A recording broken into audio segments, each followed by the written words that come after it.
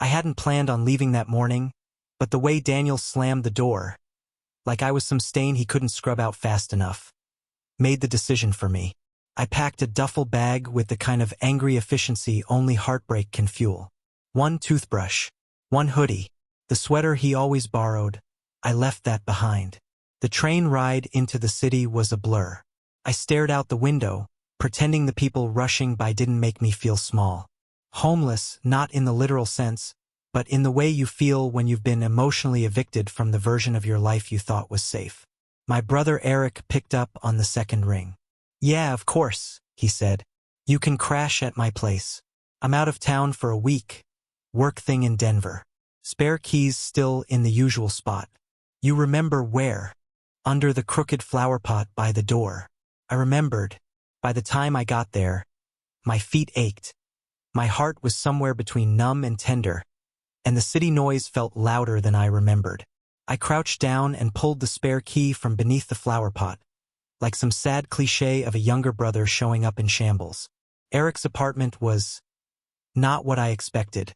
Not in a bad way, just different. I'd only visited once before, and even then, it had been for drinks and a pizza on the balcony. It looked lived in now.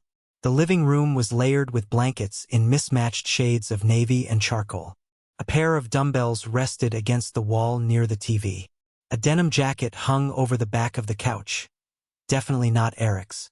My brother was a finance guy with a thing for ironed collars and sterile cologne. Whoever lived here now had Messier edges. I dropped my bag and wandered toward the kitchen. There was a half-empty bottle of whiskey on the counter and 2 mugs in the sink. A faint smell of cedar and laundry detergent lingered in the air. It wasn't until I opened the fridge and saw the lineup of craft beers that I remembered. Right, Eric has a roommate now. The name popped into my head like a delayed memory. Aiden. I barely knew him. I think we met at a family barbecue 3 years ago.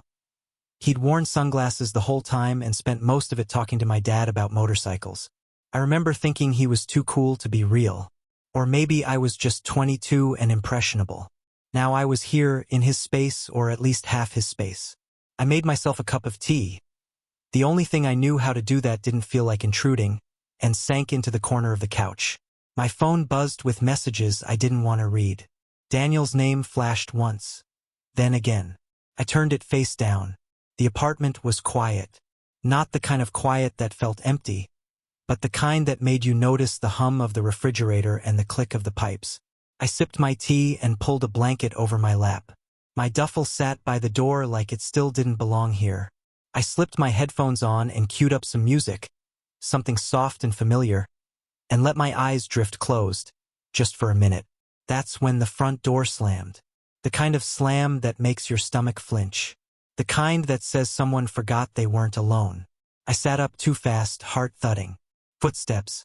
Heavy, uneven ones. Then a voice, low and slurred. "Where the hell are my keys? Oh. I paused the music. A man stood in the doorway, backlit by the hall light. Tousled dark hair, leather jacket half off one shoulder, keys dangling from his fingertips. His eyes narrowed slightly, adjusting. "Who the hell are you?" I pulled the blanket off my lap, suddenly aware I was still holding my tea like a security blanket. "I'm, Eric's brother," I said, trying to sound calm. "He said I could stay for a few days." The man blinked, then laughed, the kind of laugh that rolls through your chest when you're too tired to care. "Aiden," he said, voice hoarse. "Didn't know Eric had a brother." I offered a faint smile. "Didn't know Eric had a roommate." He stumbled a little toward the kitchen. "Well, now we both know things." I stayed on the couch, unsure whether I should offer help or just pretend I was invisible. Aiden returned a moment later with a water bottle, uncapped it, and took a long swig. Then, to my surprise, he dropped onto the other end of the couch with a groan. "You're not gonna rob me, right?" he asked, closing one eye. "No promises," I muttered. He chuckled, just once, and leaned his head back, and that's how my first night in Eric's apartment ended. On a couch with a drunk stranger, a lukewarm cup of tea, and the distinct feeling that crashing here might not be as uneventful as I'd hoped. I thought that was it, the door slam, the surprise, the half-drunk introduction. I figured Aiden would grab a snack, mumble a good night, and disappear into his room. But no, he hovered. He wandered around the kitchen for a while, talking to himself as he dropped his keys on the counter with a clang. Then came the sound of the refrigerator opening, something glass clinking, and then the unmistakable fizz of a beer can being cracked open. He padded back into the living room with bare feet, still in his jeans and a loose Henley shirt that clung slightly at the chest and arms. His jacket had been discarded somewhere behind him. He looked at me with bloodshot eyes and pointed his can in my direction. "So, you're really Eric's brother?" "Pretty sure," I said. "Unless my whole childhood was a lie." He gave a lopsided grin and plopped down on the couch beside me. Not near me, beside me. The kind of close that happens when someone doesn't register personal space anymore. "You look different," he said, staring at me too intently. "You don't remember me, do you?" He squinted. You were smaller. That was 5 years ago. People grow." "Yeah," he said, taking a slow sip of his beer. "Some of us sideways." I blinked. He burst out laughing. "I'm joking," he said. "You look good. Healthy, you know. Full of feelings and protein."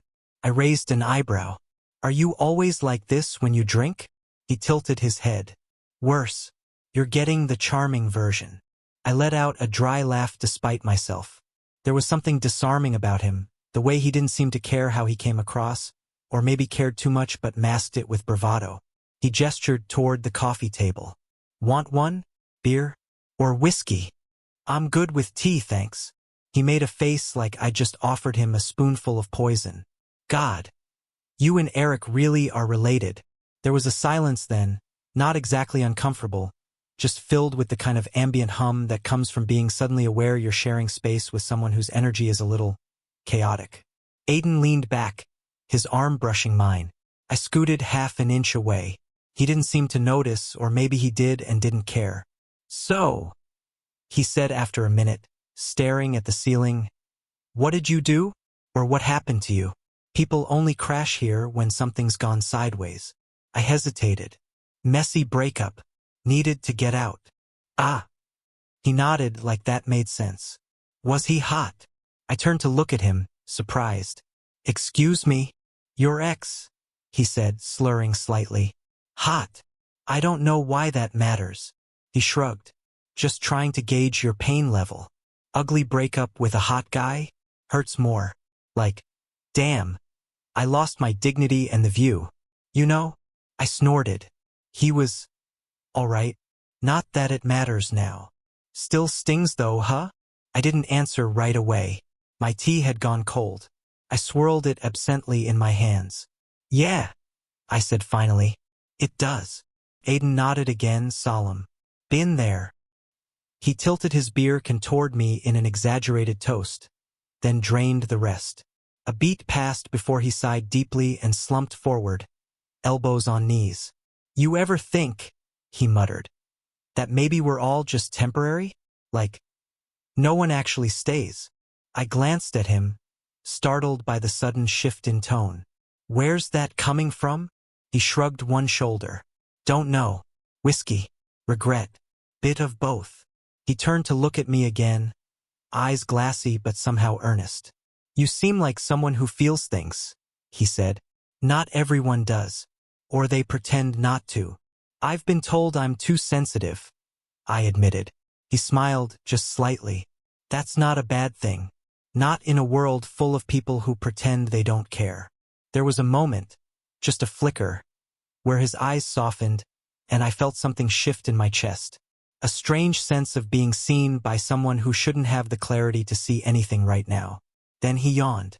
A long, sloppy, unfiltered kind of yawn. His head tipped back against the couch, and his words began to blur.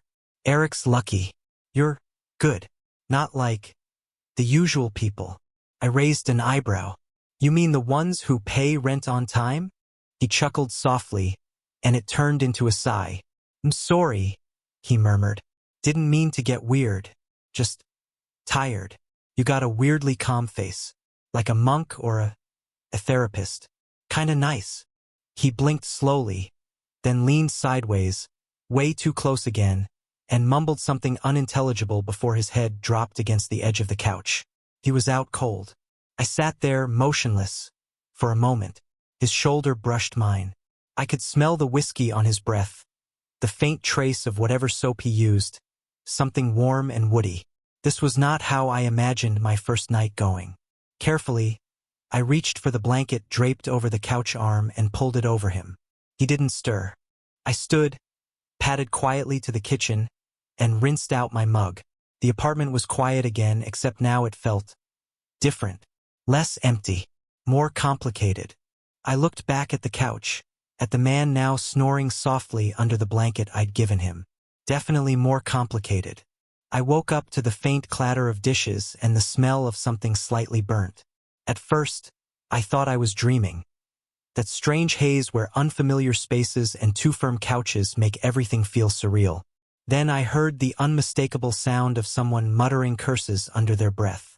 I sat up, blinking at the morning light streaming through the windows. Aiden was in the kitchen, hair a mess, hoodie half-zipped, standing barefoot in front of the stove and waving a dish towel like he was fanning smoke away. He glanced over his shoulder and froze when he saw me. "Morning," I said, voice rough. He looked like a deer caught mid-bad decision. Hey," he said. "I was trying to make eggs. Kind of failed." He turned off the burner and sighed. "I was gonna let you sleep, but then I figured coffee might make up for last night." He held up a chipped mug like a white flag. "Peace." I swung my legs off the couch and stretched. "That depends.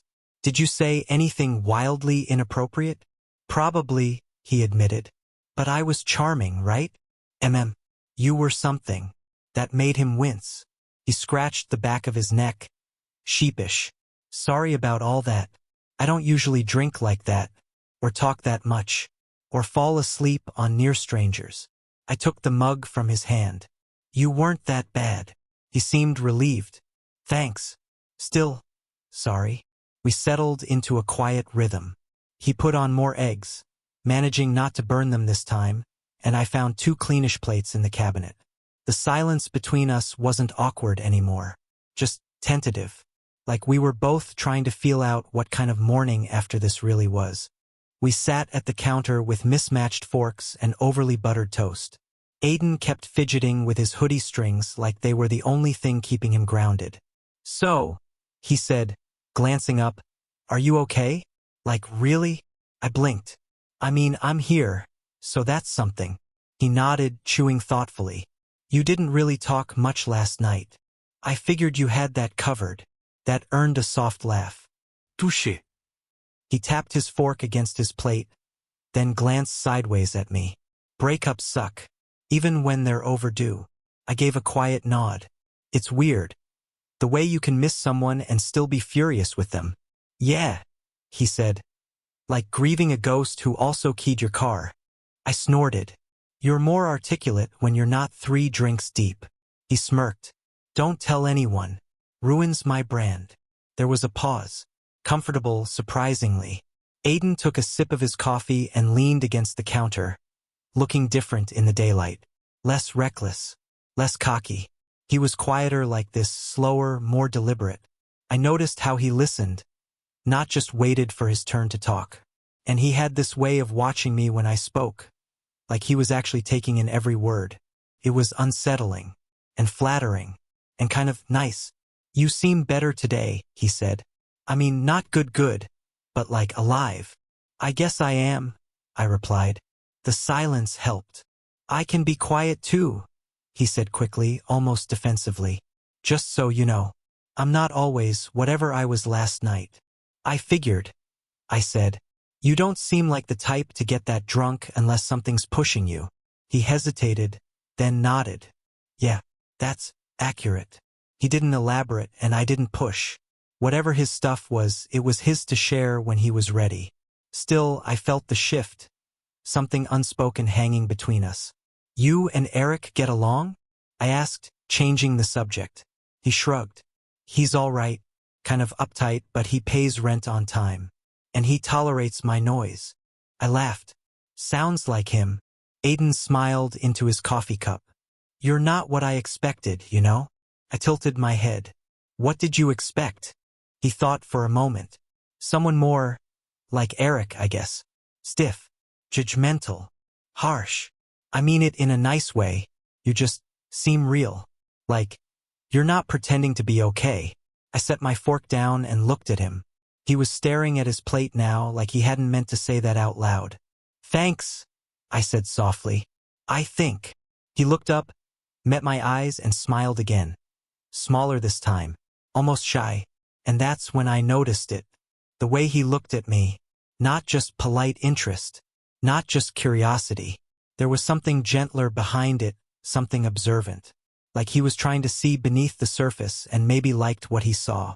Or maybe I was reading too much into it. I'd just been dumped. My brain was probably starved for validation. But still, when he laughed at something I said, really laughed, and bumped his shoulder lightly into mine, I felt something catch in my chest. Something warm. Something dangerous. Oh, I thought this might be a problem. The apartment slowly started to feel less like someone else's space and more like a strange kind of in-between.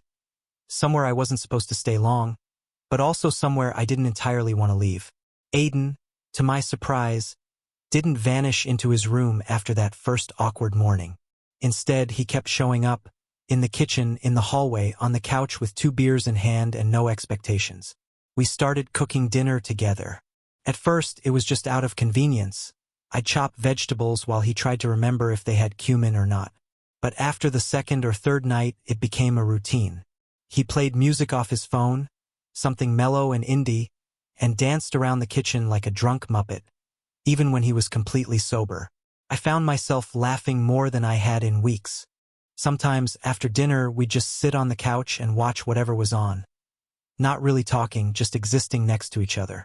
Those nights were strangely comforting, like having a presence near you without needing to explain why you were tired, or distant, or sad.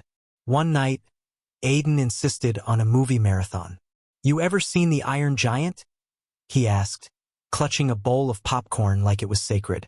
Yeah, I said. In middle school. It made me cry. Exactly, he said, grinning. Emotional devastation is essential to healing. So we watched it, and then something else, and something else after that. Somewhere between the second and third movie, Aiden's head slid slowly down the back of the couch until it landed on my shoulder. I froze. I glanced sideways, expecting him to shift or laugh or make a joke. But he didn't move. His breathing was slow, even. He was asleep. I stared straight ahead at the flickering TV screen, unsure what to do with my arm, or my body, or my brain. I could feel the weight of him, the warmth of his shoulder against mine, the faint tick of his breath just behind my ear. It was a lot, and it made me think. About Daniel. About the way we ended, not with a scream or a dramatic betrayal, but with a slow erosion. One indifferent night after another. One more unmet need. One more time I swallowed what I wanted just to keep the peace. I'd spent so long trying to shrink myself to fit inside someone else's comfort zone. And then one day, he looked at me like a burden and said, maybe we want different things. I hadn't even cried until the train ride. But now, with Aiden asleep against my shoulder, his trust so unconscious, I felt something shift. Not romantic, not exactly, just present. And new, too new. When he finally stirred and blinked sleepily at the screen, I didn't say anything. Neither did he. He just sat up slowly and murmured, "Did I drool on you?" "Only emotionally," I replied. He gave me a sleepy half-smile, then disappeared into his room without another word. The next morning, we went back to normal. Whatever normal was now. It was on a Thursday, raining, gray, with the kind of cold that crept under the door when he asked me. We were eating takeout on the floor. No TV, just music in the background and the soft thrum of city rain. "So," he said, not looking at me, "are you gay?" I blinked. Hard. It wasn't a hostile question. Just bare. I hesitated, chopsticks hovering mid-air. "That's kind of direct." He gave a loose shrug. "I mean, you were dating a guy, so I figured." I looked down at my food. Suddenly, I wasn't hungry. "It's not something I talk about a lot," I said. "Why not?" "Because people always want to define you with it." like it's a headline instead of a detail. Aiden nodded slowly. Yeah, that makes sense. He didn't ask anything else. But he didn't apologize either. And weirdly, I appreciated that. We sat in silence for a while, listening to the rain. I could feel him watching me out of the corner of his eye, but I didn't look back. The thing is, I didn't know how to answer him completely. Yes, I was gay, but that word carried too many expectations, too many assumptions about confidence and identity, and past trauma wrapped up in the neatness of a label. With Aiden, everything felt blurry. He wasn't exactly flirtatious, but he wasn't indifferent either. He had this casual intimacy about him, like leaning into you was just how he breathed, how he was. That night, I made tea and sat on the couch with a blanket. He joined me, shoulders just grazing mine, holding his own mug, even though I was pretty sure he hated tea. We didn't talk much, just sat. And then, sometime past midnight, he turned toward me. His leg brushed mine. His voice was soft. Do you ever wish you could just hit pause on everything and stay where it feels simple? I turned to him, heart thudding. Sometimes. He was close, closer than usual. His eyes searched mine, not hungry, not urgent, just curious, open. And for a moment, one long suspended breath, I thought he was going to kiss me. I didn't move. I didn't want to. But before anything could happen, his phone buzzed loudly on the coffee table, the screen lighting up with a name I didn't recognize. He flinched back, exhaled through his nose, and muttered, "Sorry." I shook my head, forcing a half smile. "It's okay." He grabbed the phone and stood up, still not looking at me. "I should, take this." And just like that, the moment dissolved. I sat there, tea long gone cold in my hands, the weight of almost words still lingering in the space between us. Complicated didn't even begin to cover it. The apartment was quiet that night. Too quiet. Rain tapped against the windows in slow, lazy rhythms, and I was curled up on the couch, half reading a book I'd already forgotten the plot of. The lights were low, casting a soft glow across the living room, and I was almost asleep when the front door creaked open. I looked up, expecting the usual entrance. Keys dropped on the counter, some sarcastic comment, maybe a bag of takeout in one hand. But this time was different. Aiden stepped inside slowly, soaking wet despite the hoodie clinging to his frame. No bag, no jokes, just him hunched, eyes down, shoulders heavy like the weight of something he couldn't put down. He closed the door with a gentleness I wasn't used to from him. "Aiden," I said softly. He looked up like he hadn't seen me there. "Oh, hey," he mumbled. "Didn't mean to wake you." "You didn't. You okay?" He stood still for a moment, dripping water on the mat. Then he ran a hand through his wet hair and let out a laugh. Not amused, but empty. "No, not really." I sat up straighter. "What happened?" He didn't answer right away. Instead, he walked over to the kitchen and pulled a bottle of something brown and expensive from the cabinet. One I hadn't seen before. He poured himself a glass, no ice, no mixer. I waited. He came back to the couch and dropped into the cushion beside me with a heavy sigh. For a while, he just stared into the glass like it held some kind of answer he couldn't drink fast enough. "I shouldn't have gone out tonight," he said finally. "It was a mistake." I didn't ask where he'd been. The way his voice cracked on the word mistake told me enough. "I just thought." He paused, shook his head. "I don't know. Thought if I got out, maybe the noise would shut up for a bit." "What noise?" I asked quietly. He exhaled, slow and shaky. "The part of me that wants something I can't have." I didn't say anything. Couldn't. Aiden leaned back against the couch, letting his head fall against the cushion. His profile was sharp in the dim light, jaw tense, lips parted like he was holding back a truth too heavy to carry any further. "I think I like someone I shouldn't," he said, voice barely above a whisper. The air went still. My heart began pounding, blood rushing loud in my ears.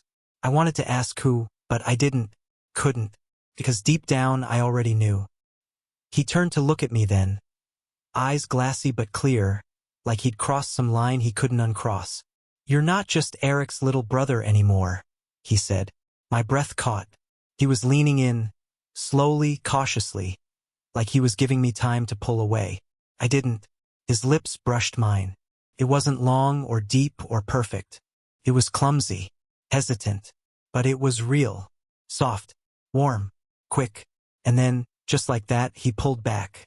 His eyes widened, not in regret, but in fear, like he couldn't believe what he'd just done. He started, then stopped.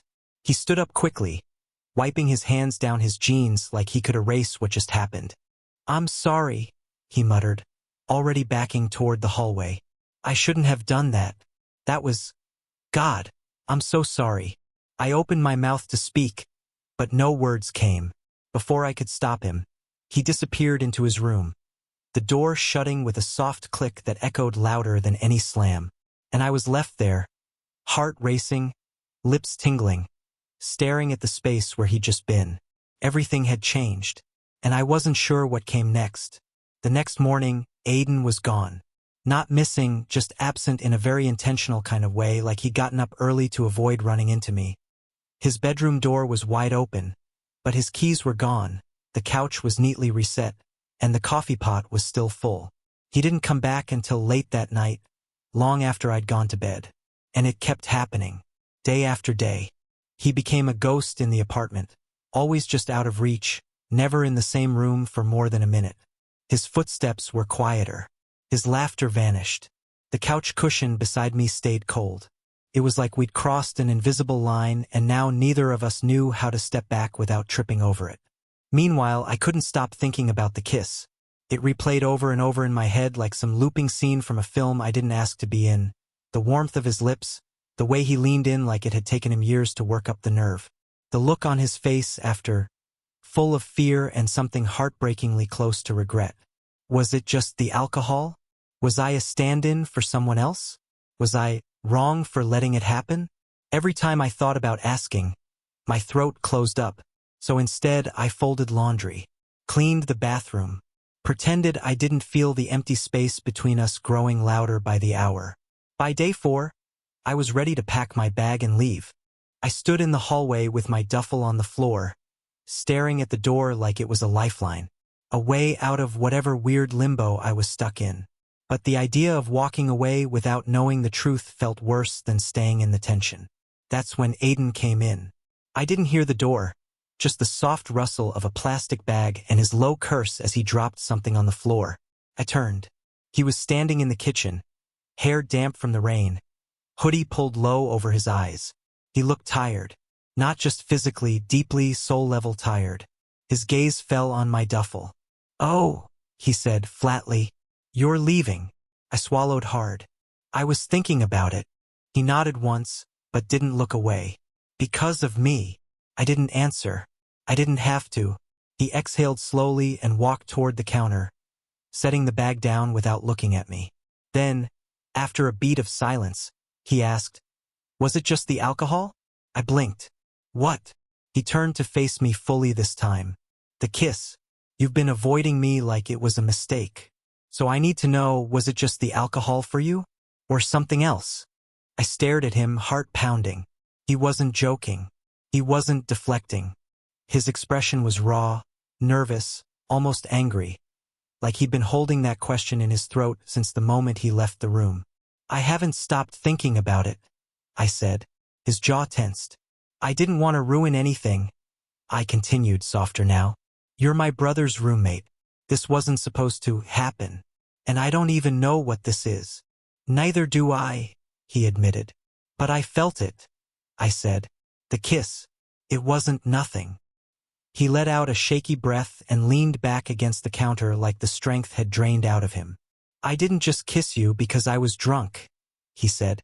"I kissed you because I was afraid I wouldn't if I waited. That stopped me." He looked up at me then, and there was no bravado, no sarcasm, just him open and afraid. "I've been pretending for a long time," he said, "that I don't want certain things, that I don't feel certain things, because it's easier to stay in the lines people draw for you." My voice was quiet. "And I don't fit inside those lines?" "No," he said. "You redraw them." My heart thudded like it was trying to answer for me. We stood there in the low kitchen light, not touching, not moving, but seeing each other. No noise, no jokes. Just a mess of emotions we hadn't asked for but couldn't seem to put down. "I'm not running away," I said. Aiden gave a slow nod. "Okay. And I don't want to pretend like it didn't happen." "Me neither." He took a step closer, small, cautious. "I'm not asking you to know what this is yet," he said. "But I'm asking you to stay." I looked at him, really looked at him. The boy who came home drunk and loud and messy. The man now standing in front of me, unsure but willing. I set my duffel aside. "I'm here," I said, and for the first time in days he smiled. Not the charming, smug grin he gave the world. Just a quiet, genuine curve of his lips. Something real. Things didn't go back to how they were. But they didn't have to. After that night in the kitchen, something in the air between us changed, softened. Aiden didn't make any big declarations. He didn't try to kiss me again. He didn't start calling me pet names or holding my hand in the middle of the day. Instead, he made me breakfast. Just toast and eggs.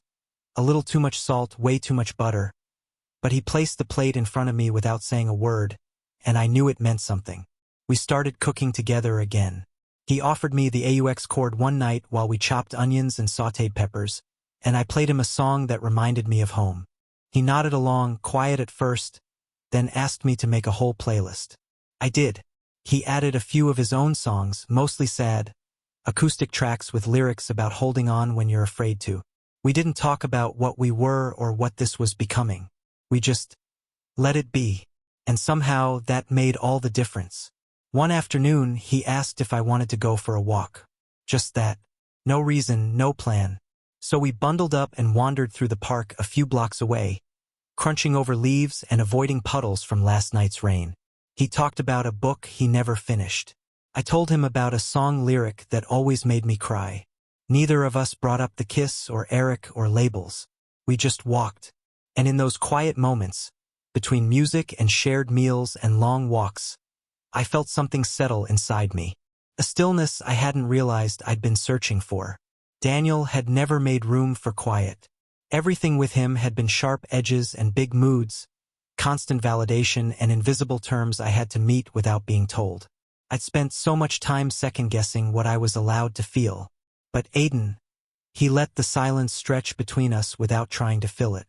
He didn't ask me to define anything. He just let me exist exactly as I was. One night, we sat on the couch again. A blanket tossed haphazardly over both our legs. A movie played softly in the background, something we weren't really watching. My eyes were heavy, but I didn't want to go to bed. Not yet. Aiden shifted beside me, then let out a quiet breath. I turned my head slightly, and his hand was there, resting on the cushion between us, fingers twitching like he was debating whether to move them closer. I didn't think. I just reached out. Our fingers touched. Lightly at first, unsure. Then they stayed. Just that. Still and warm and honest. We didn't look at each other. We didn't speak. But we didn't let go either. And as my eyes fluttered shut, lulled by the gentle rhythm of his breathing and the dim flicker of the screen, I realized this wasn't the rush of a whirlwind romance or the heat of something reckless. This was something else entirely. This was peace. Eric came home 2 days early. I was halfway through slicing avocado in the kitchen when I heard the lock click and the door creak open. At first, I thought it was Aiden. He'd gone out for coffee and fresh air. But then I heard the familiar voice. "Why does it smell like actual food in here?" Eric called out, dragging his suitcase behind him. I peeked around the corner. "Welcome home," I said. He blinked at me, surprised. "You're still here?" "Yep." He glanced around the apartment like he was checking for signs of damage. "And the place is intact." "That's unexpected." I rolled my eyes. "Thanks." He stepped inside, dropped his bag, and gave me a quick hug. "I figured you'd have gone back to your place by now." "Yeah," I said. "So did I." Before he could respond, the front door opened again. And there was Aiden, hoodie pulled tight against the wind, 2 coffee cups in hand.